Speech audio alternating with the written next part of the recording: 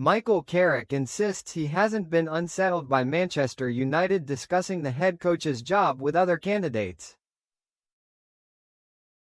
Although Carrick is the firm favourite to be appointed on a full-time basis after clinching Champions League qualification, United bosses are in no rush to make a final decision and will weigh up all their options over the next few weeks.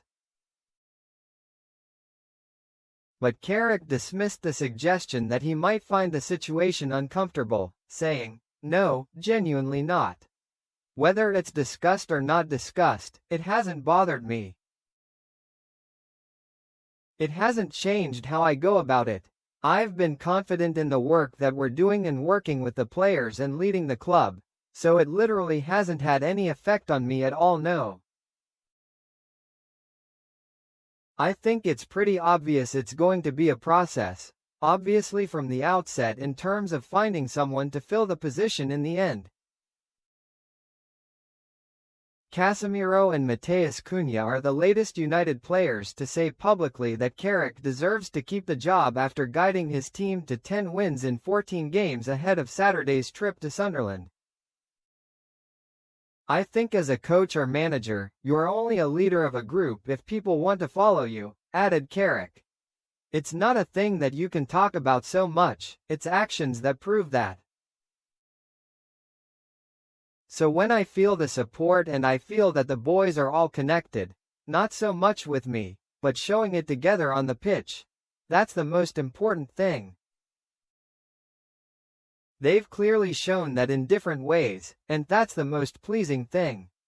It's satisfying when you can see them putting it together as a team." Those opposed to Carrick getting the full-time job point to the dip in results after United gave interim boss Ole Gunnar Solskjaer a 3-year contract in 2019.